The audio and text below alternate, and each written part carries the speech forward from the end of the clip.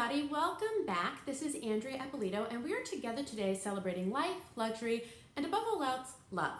If you are new here and you are obsessed with all things weddings, events, lifestyles, and luxe, please go ahead and subscribe. We have a lot of good stuff coming up for you. But today I wanted to share with you something that has been really heartbreaking. It's an email that I received earlier this week, and it details a potential client's experience having hired the wrong wedding planner. Now, this particular bride was referred to me, and while we hit it off really well during our consultation, her mother-in-law-to-be was insistent on booking a company that offered partial planning.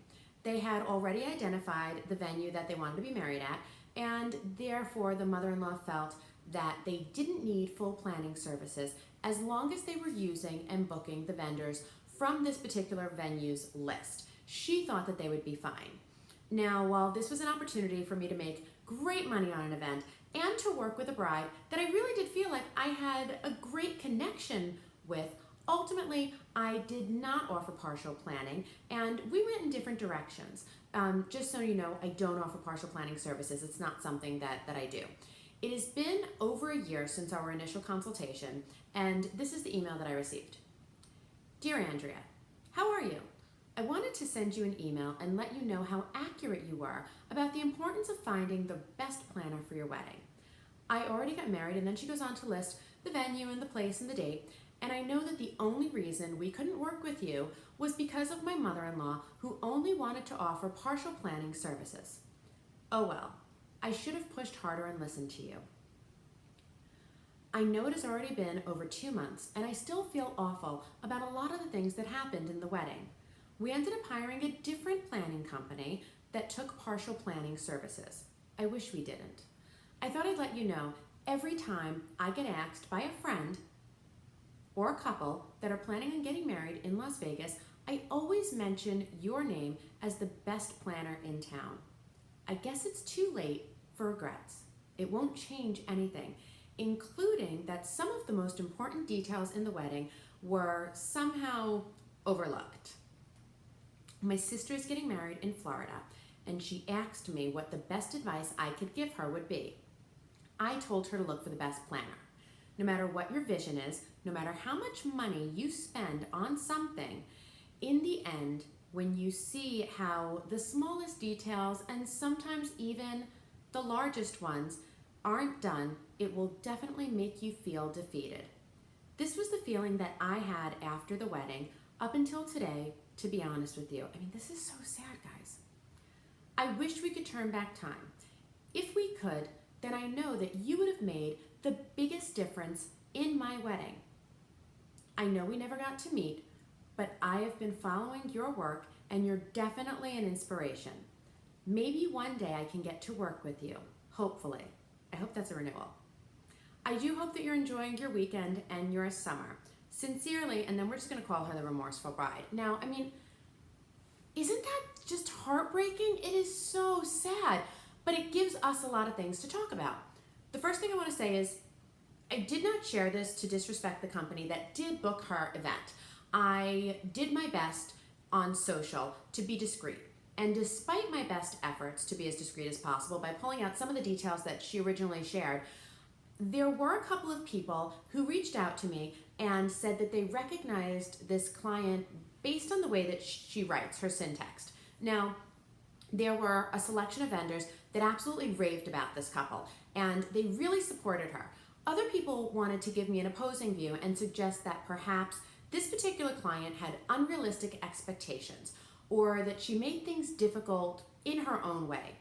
Ultimately, none of that matters. The fact is that there was a couple who had a bad experience on what really should have been the most fantastic day of their lives.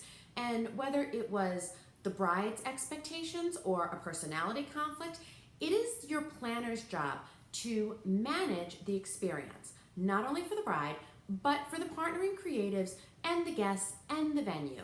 Now, ultimately, I did the right thing in not taking on this couple, and they did the right thing in not booking me. Here's why. This particular family did not understand who I am or what I do. Had they booked me, they would have had a totally different experience throughout the entire planning process of their wedding. Not better, not worse, but it would have been different. We would have set up different expectations in the very beginning of the process. We would have worked with different teams. Now, maybe things would have gone wrong, and the mother-in-law would have said, see, if we would have done all this ourselves, these things wouldn't have happened. Or, and this could have even been worse, the wedding would have been perfect. At which point the mother-in-law could have turned around and said, anyone could have done this. We didn't need such an extensive series of services. Either way, these are not my people, and I'm not the best planner for them. But when we open the door and we discuss this as a broader topic, we have to wonder where things went wrong. First of all, what's a planner's job? There seems to be so much confusion in the market about what a planner does. And the market has really been bastardized by professionals offering a lot of different services at a lot of different price points, and we're outthinking the room in what we call ourselves, what we call each other. It's wedding planner, wedding coordinator, wedding consultant, wedding designer. I mean, the list goes on, and it's really useless because I believe it makes it difficult for couples to understand what services are they really booking. Now, I can only speak for myself when I say that wedding planning is absolutely a comprehensive, full service, very indulgent experience. It allows me to cater to every need that my couples have. And when I'm working with a couple, I get to know them on like a cellular, intimate level so that I can design an experience that only they can have, that only they can offer to their guests. And there's an element of artistry in event design, but there are also logistics. There are budgetary factors. I become more than your planner. I am your accountant, I'm your therapist, I'm your best friend in a box. I'm your interior designer, sometimes your personal chef, your shopper. I educate you on all the different elements of the wedding. I keep you on point when it comes to etiquette. And I'm offering you creative and new ideas while we're still trying to respect the tradition and the history and the importance of what we're doing together. A wedding planner is not only there to manage the day itself, but to manage the entire client experience so that an email like this one never gets sent. I want to give you examples. So, let's talk about budget. I'm not here to just explain the limitations or to judge your budget. It's about telling you how what you're spending is going to ultimately influence the experience that you have. Every dollar that you spend should further the process along. If you don't understand the impact your money's making, then you can't make those payments with confidence, or worse, you pass on something because you don't understand the value when it could be truly critical. Now, maybe that happened here. It would be easy for a planner to give the excuse of, well, my client just didn't want that and wasn't willing to pay for it, so we passed. When the reality is, it's the planner's job to explain to the client why this certain thing is important, why it's valuable, and why they simply have to pay with it. And it's the planner's job to keep that in budget. There's also the feeling of, from clients, the customer's always right, and that we as service providers are required to bend rules and break them and make sure that our clients get whatever they want at whatever price point it is. Now, that's not the case, and it only creates drama and aggravation and broken hearts. So I can give you an example of a couple that I currently have, and they wanted In-N-Out Burger to cater their after party at a major hotel. Now, if you're not familiar with working in Vegas, you aren't allowed to bring in outside food and beverage into really any catering space on the Strip. And on our very first phone call, I explained this and told my clients, this is something that we're not going to be able to do together. I explained why. I offered alternatives that would give them a similar experience, whether we did sliders or something like that. But from that first phone call on, for like the next 2 weeks, every time it came up, they said, but why can't you just ask? Why can't we get it done? I mean, isn't that what you're here for?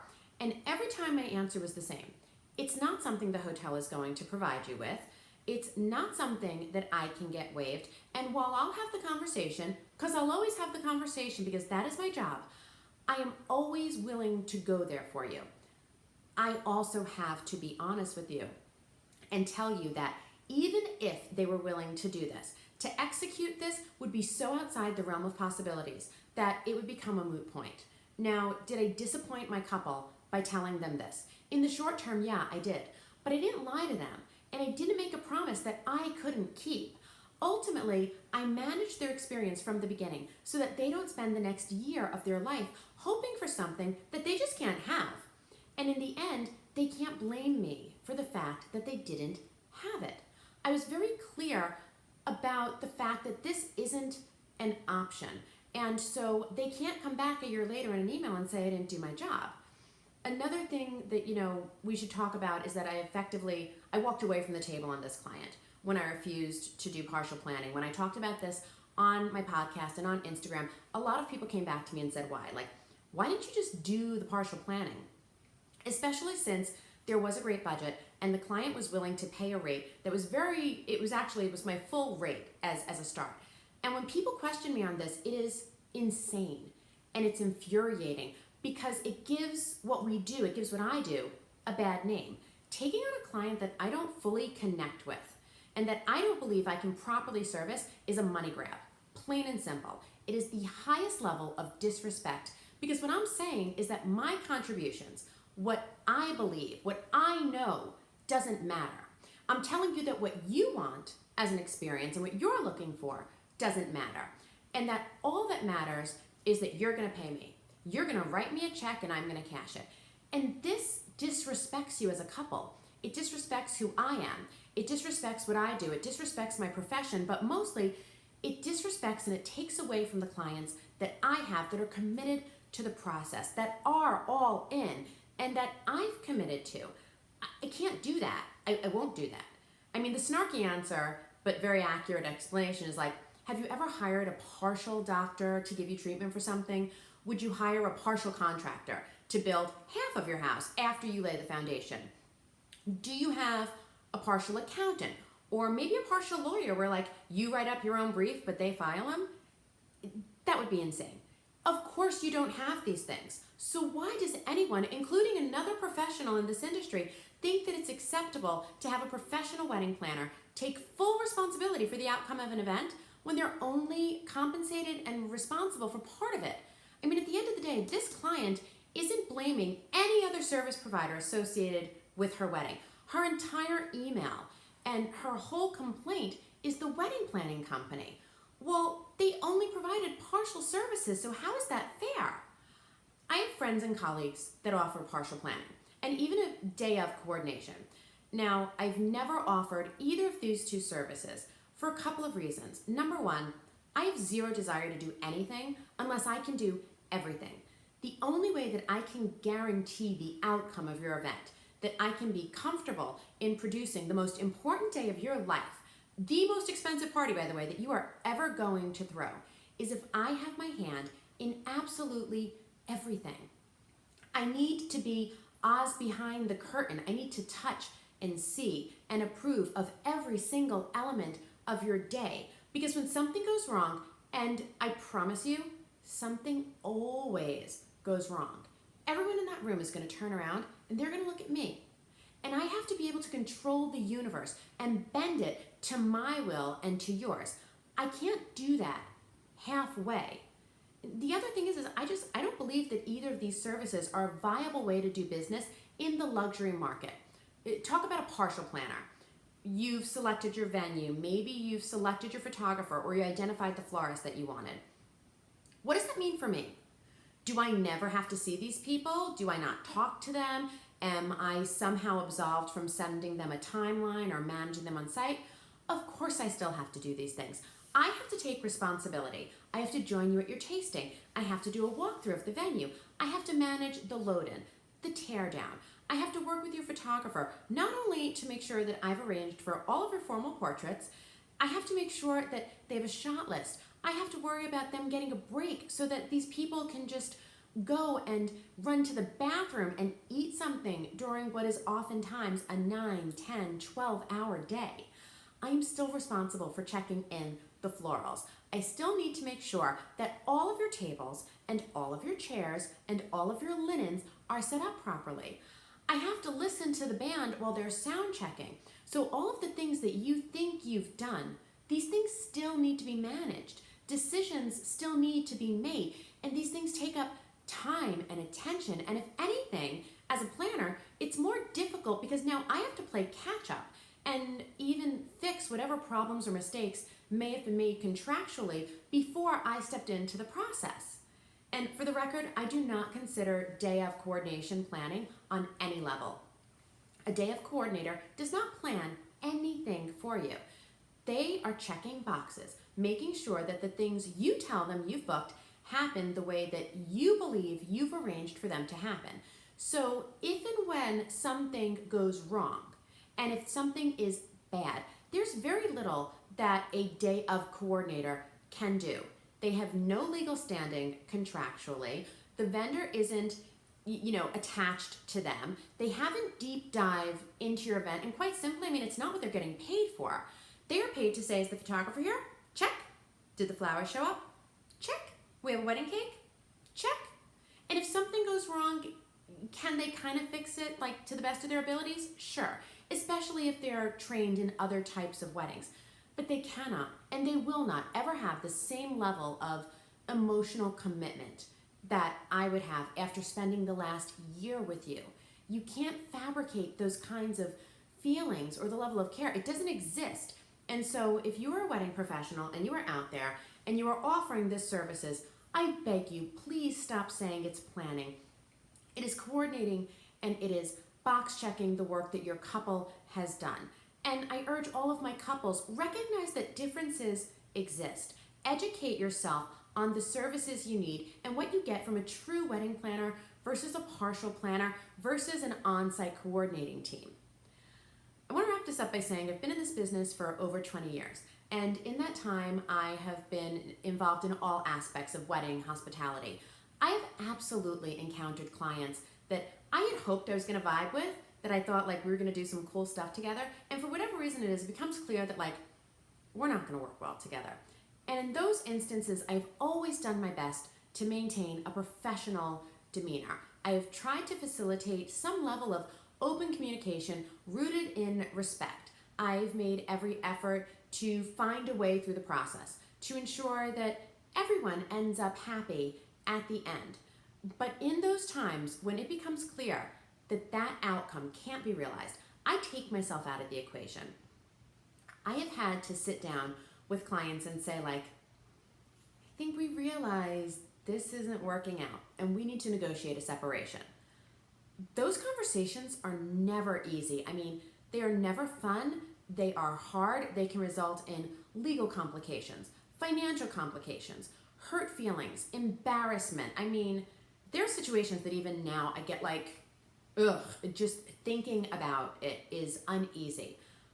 But I am very certain that those clients that I've separated with, we needed to end that relationship. And I guarantee you that once those relationships were severed, each of those couples went on to find a planning company that better suited their needs. And I know this because a lot of times I'm the one directing them to another company, or I follow up with the vendor teams that we had put together so far. I want to make sure that their wedding still took place the way that they wanted it to, because my responsibility to a client doesn't just disappear when we sever a contract. I take this job personally. I do it from my insides. I've dedicated my life to standing on the sidelines and creating these kind of magical moments for other people. If I have a superpower, that's what I put out into the world. It's why I only handle 6 to 8 clients a year, because when I do this, I give it everything. I can't give everything to the masses, and I can't give it partially. This is only for couples that truly understand that wedding planning is a full contact sport. I expect you to go into the trenches with me. I expect you to get dirty. We are going to have hard conversations. We are going to do amazing work together. We're going to talk about money and sex and family and relationships. And if that doesn't sound fun, if it doesn't sound like something you would enjoy and that you don't want to be the process of that, then I am not your planner. If you don't get why I need to be in it, all in, or if you just are kind of there, I'm not it for you. Now, if you are a couple in the middle of working with any company, planner, venue, florist, caterer, if you are at a place where you are uncomfortable in the process, if you don't like the way it's going, if you believe that there has been a breakdown of respect or trust, then the only thing that I can tell you, please, from the bottom of my heart, is get out. Get out now, get out at all costs. Because the only thing more difficult, more costly, and more heartbreaking than having to do the uncomfortable work now to untie yourself from these people that don't serve you is to wait a year and to sit back and to send someone an email like this. I hope that this has given you a little bit of insight into my brain, into the process, into what it's like to be a wedding planner, what it's like for couples who are going through this process, and the myriad of decisions that you are going to be faced with. I truly do believe that after deciding who you're going to marry, selecting your wedding planner is the most important decision that you will ever make. We set the tone for everything else that happens from the moment that you call us. We are the people who care most about your wedding outside of each other and your family. We care about your entire planning experience. We care about your guest's experience, and we are the gatekeepers to the memories that you are going to look back on 10, 20, 50 years from now. So if you are a couple and you have any questions whatsoever about wedding planning, whether it is with me, with someone else, or about the process, please go ahead and leave your comments below. And if you are a wedding professional, I would love to hear your thoughts on this. If you agree with me, I would love for you to be like, yay! But if you don't agree with me, this is a great place for us to all have a healthy debate. And I want to talk about different viewpoints. If you want to talk about the different services that you offer, why you think I'm wrong, what we can and can't do as professionals, this is the space for it. Please send me a message, shoot me a DM, send me an email. I am here 100% for you. We have an open door policy. I truly believe in utter transparency, and I want to give everybody as much information as I can because I believe that information is power, and the more information you have, the better you will ultimately be at celebrating life, luxury, and above all else, love. So until next time, my friends, thanks for being here. I will speak to you soon.